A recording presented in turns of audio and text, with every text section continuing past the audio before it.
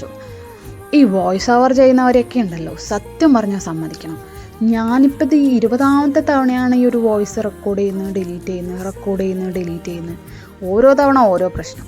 ഒന്നില്ലെങ്കിൽ പക്ഷി വല്ലതും സൗണ്ട് ഉണ്ടാക്കുന്നുണ്ടാവും, വണ്ടി പോകുന്നു, അത് ഇതെന്ന് പറഞ്ഞിട്ട് എന്തോരം ഡിസ്ട്രാക്ഷൻസ് ആണ്.